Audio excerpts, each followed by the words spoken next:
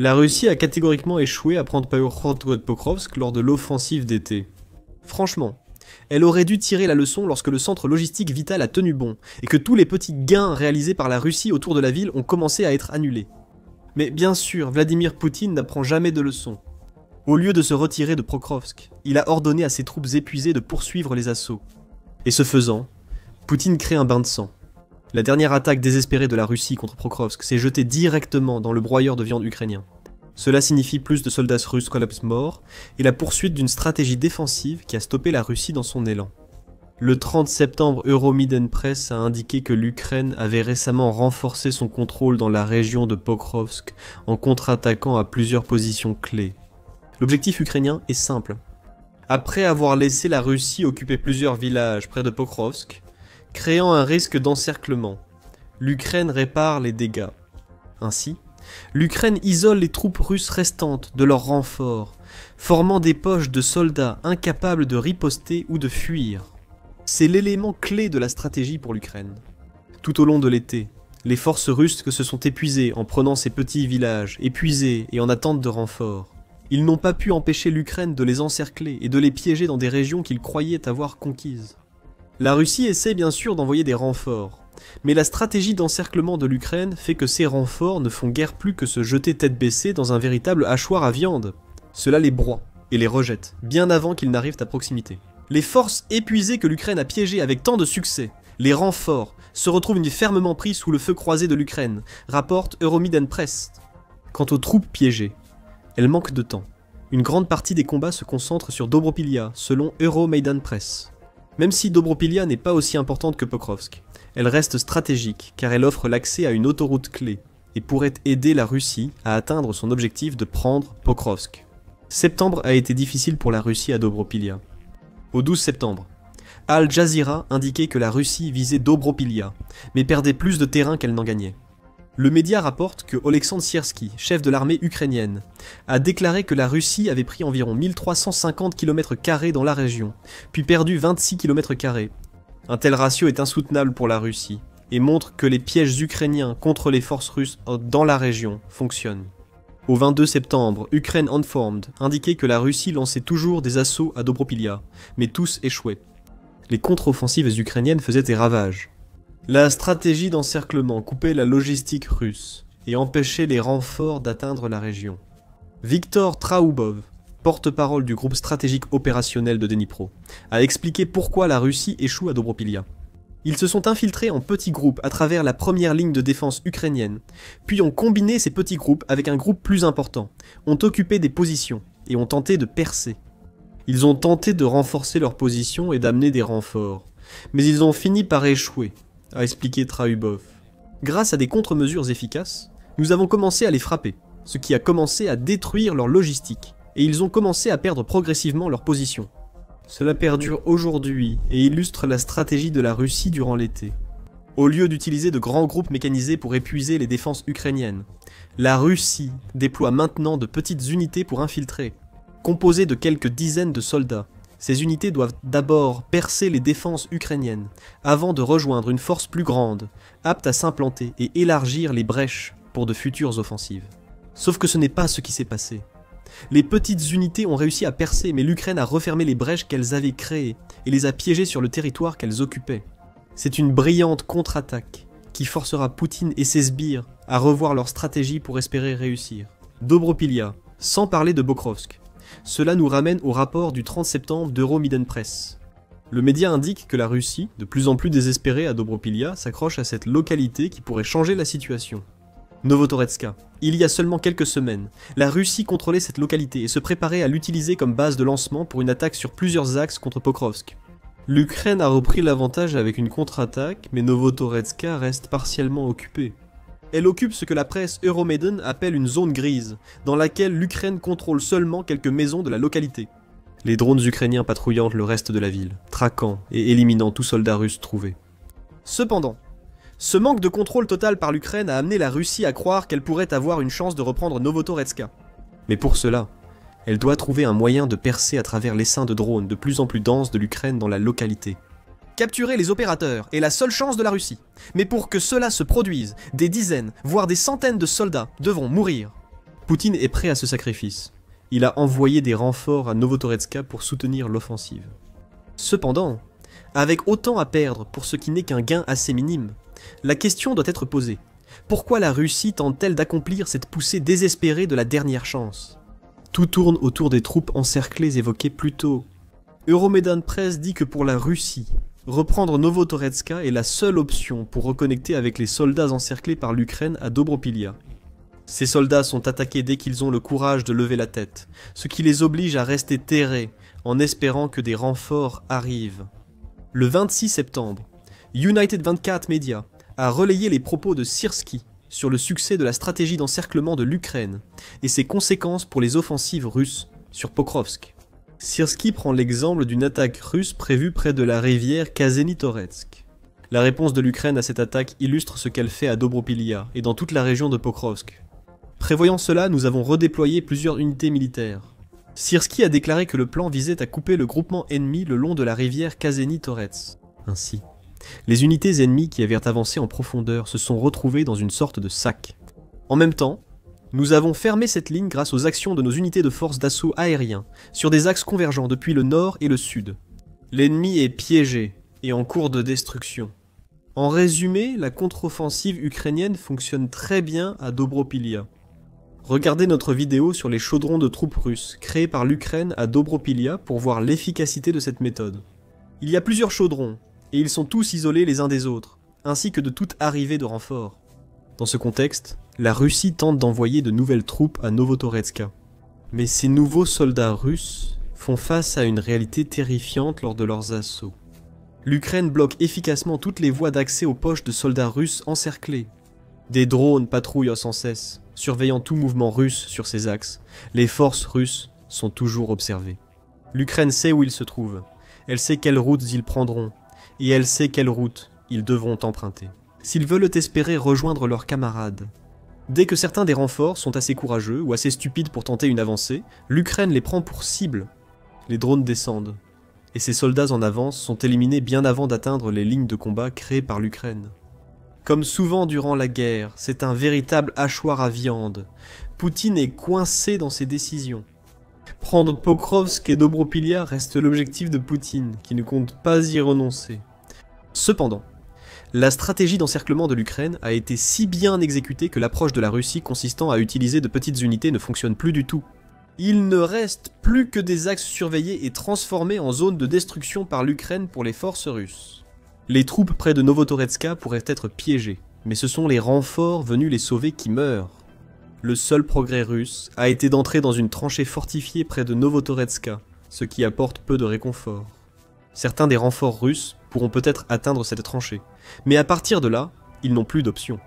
Les accès aux poches qu'ils essaient d'atteindre sont coupés, et il n'y a aucune chance de sortir de la tranchée sans faire face à des frappes massives de drones ukrainiens, rapporte Euromaidan Press.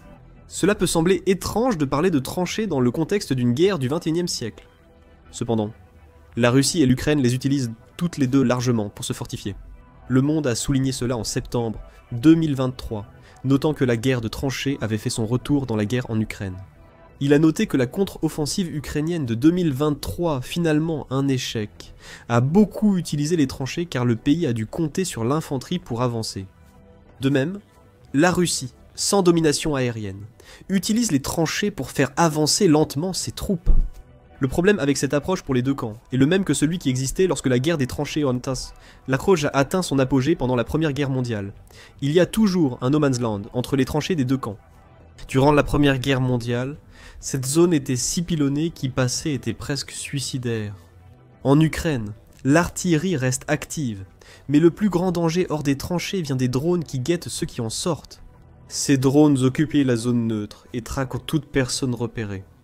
Ils mènent aussi des attaques directes contre les tranchées, a indiqué le Conseil Atlantique en juillet.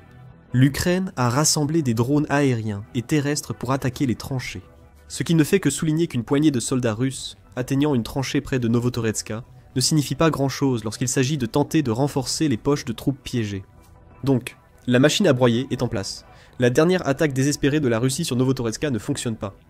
Les forces russes affrontent plutôt des hordes de drones qui les détruisent avant qu'ils n'atteignent leurs camarades.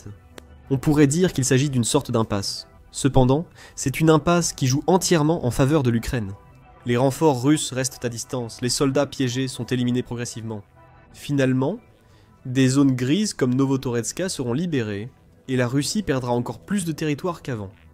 Pire encore, elle finira par perdre plus de soldats dans le processus qu'elle n'en avait engagé pour occuper ce territoire au départ. La situation étant critique pour la Russie à Dobropilya, la question est maintenant, que va-t-il se passer? C'est une question simple du point de vue russe. Comme expliqué, Poutine ne prévoit pas de retirer ses forces de Pokrovsk. Le dirigeant russe tient absolument à cette ville et même après des revers, il continuera d'ordonner des assauts.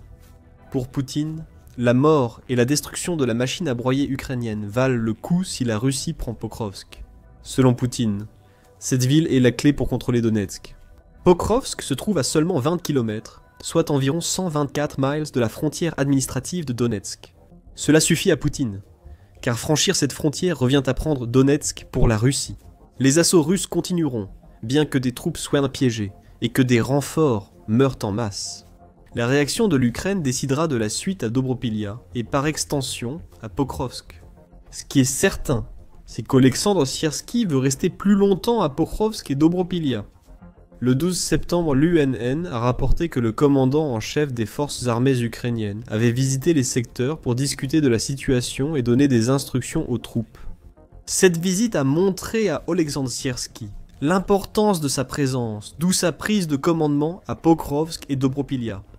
Du moins, c'est ce qu'affirme Euromaidan Press, qui précise qu'il réunit fréquemment ses commandants de corps pour discuter et planifier les prochaines étapes, répondre aux mouvements russes et garantir que ses forces aient tout le nécessaire pour leur mission. Sierski ne va pas permettre le même type de négligence dans le commandement qui a permis à la Russie de progresser vers Pokrovsk au début de l'offensive estivale.